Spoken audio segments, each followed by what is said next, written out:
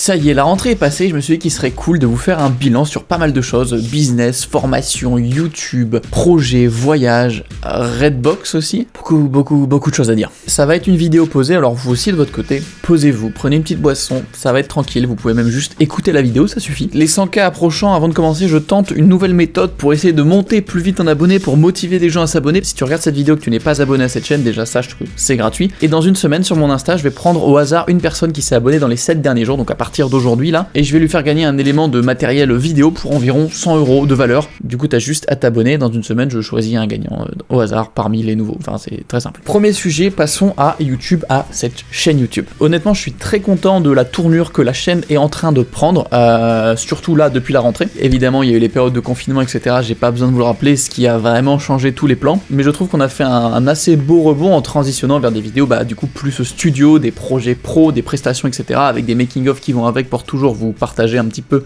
les projets et comment ça se passe et comment ça se crée. Instant confession, j'ai eu une période pratiquement de 1 an où j'étais pas très fier de ce que je faisais. C'est pas que j'étais pas content, j'étais juste pas très fier. Tout simplement parce que tourner des vidéos un peu React ou des vidéos sur du matos cheap versus plus cher ou des petits tests matos, honnêtement ça me plaît à tourner, je trouve ça cool, j'aime bien les vidéos et elles vous plaisent aussi, mais c'est pas des projets dont je vais être fier et j'ai ce besoin là en fait d'être fier de ce que je fais pour dormir le soir sur mes 2 oreilles et être content de ce que je fais de ma vie en fait. Pour vous dire, avant le Covid, j'avais une confiance en moi très débordante et c'était assez agréable quand on me demandait ce que je faisais, c'était ouais non mais je voyage et je filme, enfin voilà c'est cool quoi, je fais 10-12 pays par an tranquillou, ouais c'est stylé à raconter, mais du coup une fois que ça s'enlève, t'as vachement moins de trucs à raconter, il se passe vachement moins de choses, ta vie devient plus banale entre guillemets, et clairement faire des vidéos sur YouTube et en vivre c'est exceptionnel, c'est une chance incroyable et je vis de ma passion, je fais ce que je veux, je gère mes heures, je gère mes projets et je vous remercie d'être là pour regarder la vidéo parce que c'est grâce à vous clairement, donc gros big up. Et du coup depuis le Covid jusqu'à il y a encore pas trop longtemps, j'avais vraiment du mal à me représenter aux gens, c'était un peu un calvaire de résumer ce que je faisais parce que je savais pas vraiment quoi dire.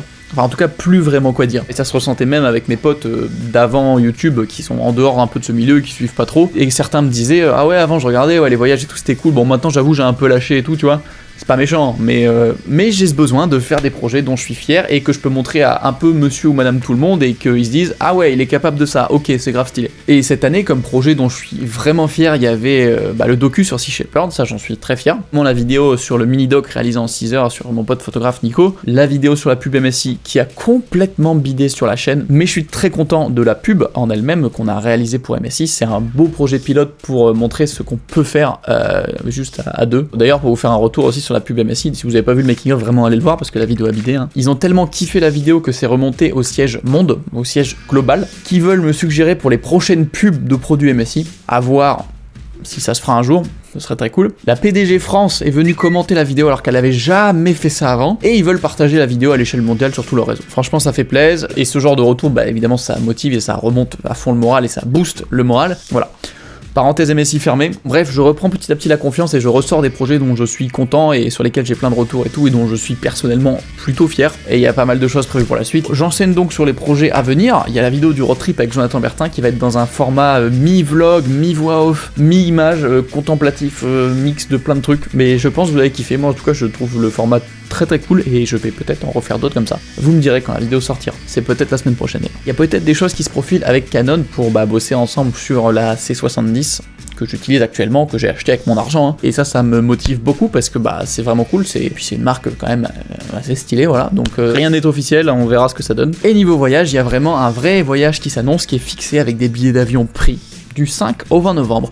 Je ne vous dis pas où. C'est un lieu très original qu'on n'entend pas souvent, qu'on voit pas souvent, mais qui va être très cool, beau, intéressant et je pense que vous allez kiffer. Et en 2022, avec l'agence de voyage avec qui je bossais avant Covid, Nomadic Road, il y a du nouveau qui est prévu. Il y a genre 8 ou 9 voyages prévus sur 2022. Je vais pas pouvoir tout faire, mais je vais sûrement en faire 3-4 les nouveaux. Donc j'ai très hâte, on verra ce qui se fait, mais en tout cas sur le papier ça a l'air exceptionnel. Et je vais aussi essayer d'activer un peu les choses pour faire cette deuxième putain de vidéo FPV avec Amixem et Neoxy. J'ai une idée de concept et tout qui va être cool, que ça traîne depuis trop longtemps, et en vrai il y a toujours des gens qui me la demandent et tout, donc bah voilà. Il y a aussi, je le dis là en scred, 3 gros voyages prévus avec mon pote Julien Fabreau, plutôt pour début 2022, à voir ce qu'on arrive à faire concrètement, mais en tout cas ça s'annonce cool. Et il y a aussi le but de, je l'ai pas dit avant, mais de continuer les formats un peu nouveaux, comme par exemple Frérot, que vous avez normalement vu la semaine dernière, qui est plutôt un format talk, avec des invités qui font soit de la photo, soit de la vidéo, pour discuter d'anecdotes derrière des photos, et peut-être que ça se développera sur discuter un peu plus généralement de nos domaines respectifs et tout. Dans les prochains épisodes, il y aura des gros challenges un peu sales autour de la bouffe et du fromage.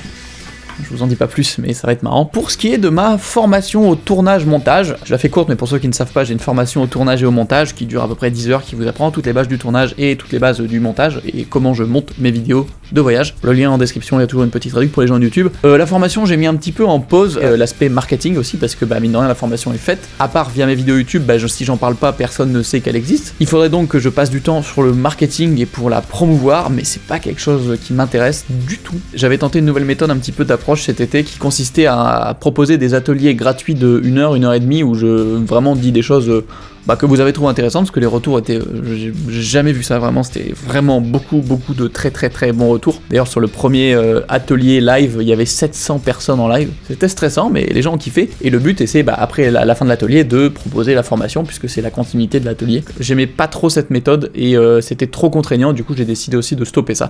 Bref, il faut que je revoie tout l'aspect aussi marketing, voilà, je vous le dis en toute transparence, donc à voir comment ça évoluera. Mais en tout cas, la formation est toujours dispo, les contenus sont toujours valables, et toujours de qualité. Et je ajoute de temps en temps des petits making-of, des petits trucs exclusifs, donc voilà, c'est en description. Avant de passer aux questions Redbox et compagnie, du coup, maintenant que j'ai parlé de tous les aspects du business, parlons du business généralement, de manière assez courte et succincte. Le business se passe très bien, honnêtement, sur l'année 2021, je vais pas vous mentir, on est plutôt bien, on est bien lotis. Je vous ferai bien sûr début 2022, sûrement, je le dis pas sûr, mais sûrement, une vidéo sur les revenus 2021 où je décortique tout, je vous dis combien j'ai gagné de petits pécules, avec les petits chiffres croustillants qu'il faut, ça va vous plaire. J'ai cette année beaucoup augmenté la part de revenus liés à YouTube. L'année dernière, c'était 40% YouTube, 40% formation et 20% prestations pro à peu près. Là, la part YouTube prestations pro a monté au moins de 10-15% de chaque côté, et la part formation a descendu, puisque j'ai pas produit de nouvelles formations, je me contente juste de dire hey, la formation est là, si ça vous intéresse, allez checker. Donc évidemment, y a moins de gens qui s'inscrivent, etc. La hype est un petit peu passée, mais ça se passe très bien, je suis très content à mon niveau de YouTube, parce que j'ai même pas 100 000 abonnés, de honnêtement générer quand même des revenus assez convenables pour en vivre, et même pour embaucher une nouvelle personne, Maxime, qui est en alternance avec moi depuis octobre 2020, et je vais l'embaucher, donc première embauche, gros pas pour une entreprise, voilà, je savais même pas que j'allais un jour embaucher quelqu'un, il a envie de continuer l'aventure, et moi j'ai envie qu'il continue l'aventure, donc voilà, on officialise, et ça devient officiellement un salarié de mon entreprise, et ça fait plaisir, et c'est cool, c'est un gros step-up pour moi, pour mon entreprise, et c'est aussi un risque financier, mine de rien, là, c'est pas des lol, là, on n'est pas là pour déconner, il y a vraiment quelqu'un employé qui dépend de l'entreprise, et qu'il faut payer tous les mois, voilà, c'est des coûts assez conséquents, mine de rien, on pourra parler de ça potentiellement dans la vidéo sur les revenus, etc. Je glisse ça, je sais pas où j'en suis au moment où sort cette vidéo, mais je cherche potentiellement toujours un alternant en tant que chargé de production. J'ai besoin de quelqu'un pour m'aider sur l'organisation des tournages, sur l'organisation des vidéos, sur globalement l'organisation tout court. Parce que nous on est deux, on a la tête dans le guidon, on voit rien du tout, on a beau mettre les vidéos sur un tableau Velleda, ça aide pas à visualiser, prévoir, anticiper. On a besoin de quelqu'un pour nous aider là-dessus, donc mon mail est en description ou sur la chaîne, envoyez un petit mail, et puis pourquoi pas. Alors on a eu pas mal de sujets, qu'est-ce que j'ai oublié? Ah oui, vous voulez du drama. Amixem est-il tout seul à la Redbox? Je quitte la Redbox. Vodka n'est plus là. Ok, voilà, Vodka n'est Et plus là, là. il y a quelques mois, on a enfin trouvé le local. Est-ce que je vais quitter la Redbox? Est-ce que je vais rester? Non, je sais pas.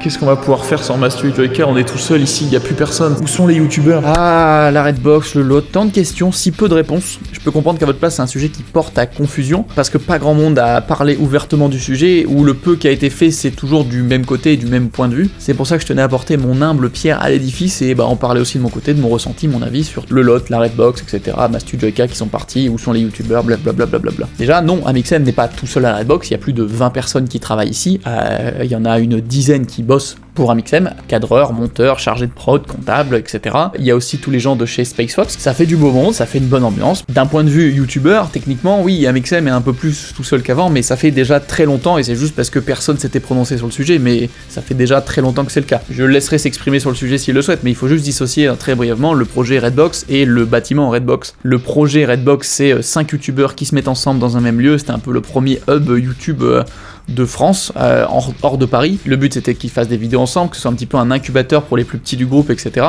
Et il y a à côté le bâtiment, la Redbox, qui du coup est juste un lieu de travail, lieu de tournage pour plein de gens. Moi je suis à la Redbox, enfin en fait c'est juste parce que je travaille dans le bâtiment Redbox, je loue un studio à Amixem dans le bâtiment, c'est un bureau. Le projet Redbox, le regroupement des youtubeurs, lui il est arrivé à son terme depuis un peu avant le Covid au final, et chacun des youtubeurs, sauf Amixem évidemment, qui lui a le bâtiment, etc., et c'est logique qu'il reste ici, le reste sont tous partis faire leur projet. Neoxy il a pris son hangar, Vodka il fait la Unicorn House, Mastu et Joyka ils font le lot. Chacun a grandi, fait son projet, et le but de l'incubateur c'était aussi que ça fasse grandir tout le monde. Ça les a bien fait grandir, ça les a bien aidés, et c'était le but du projet. Alors le côté YouTube de la Redbox il est un petit peu vide et il est en train d'être remanié, changé en d'autres choses, j'en dis pas plus. Il reste plus que Amixem, moi et voilà, le reste des gens de la Redbox et le lieu Redbox. Il n'y a plus les autres youtubeurs, mais ça fait déjà longtemps. Neoxy il est parti depuis mars, Mastu et Joyka depuis le Covid il ne venait plus jamais. Ça fait longtemps que ça a bougé, c'est juste que personne l'avait officiellement annoncé, personne s'était prononcé, mais ça fait longtemps. C'est pas une nouveauté, ça tombe pas des nues, il y a pas de clash et tout le monde s'est barré et a pris un bâtiment. Prendre un local comme Mastu et Joyka ont pris, ça prend, là ils ont mis 6 mois, et encore c'est pas fini. Ça prend énormément de temps, donc tout se fait sur vraiment des temps assez longs, c'est juste que personne s'exprime officiellement sur le sujet. Voilà. Moi si je suis venu ici, c'est parce que j'avais besoin d'un lieu cool où travailler, où m'installer dans une ville hors de Paris, je ne voulais pas de Paris, donc Angers c'est parfait, je connaissais des gens, j'étais à 1h30 TGV, donc aller-retour journée sans souci de Paris pour toutes les rencontres, etc. Et j'avais un cadre cool en dehors de chez moi pour travailler. Je suis pas venu ici pour faire du fit and fun et du divertissement, même si j'ai fait quelques vidéos comme ça, c'est pas mon but et c'est pas les, comme je le disais au début de vidéo, c'est pas les projets qui me rendent fier. Le but aussi pour lequel je venais ici, c'était pour avoir des opportunités professionnelles, pour rester dans YouTube avec des gens importants de YouTube, avoir des projets pro cool. Entre les tournages de SpaceFox et certains tournages d'Amixem, j'ai vraiment pu participer à des projets cool et qui étaient de très bonnes opportunités pro, tout simplement. C'est pour ces raisons que je me suis installé à Angers, que je suis venu à la Redbox. Je compte pas partir de la Redbox. Après ça c'est ma vision de maintenant, on verra dans un an, en 2022, je dirais, j'aurai peut-être un autre discours, mais en tout cas pour l'instant j'y suis très bien, ça me convient, et voilà, je compte pas bouger tout simplement, on est bien.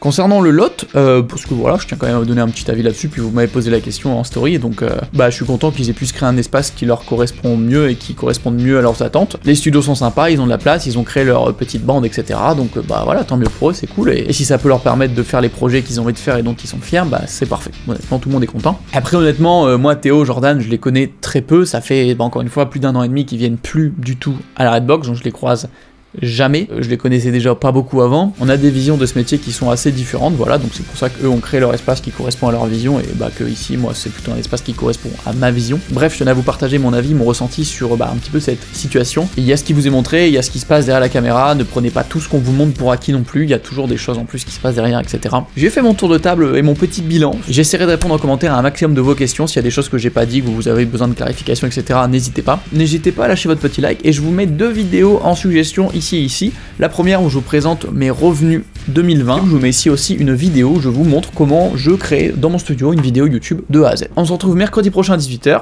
ciao tout le monde.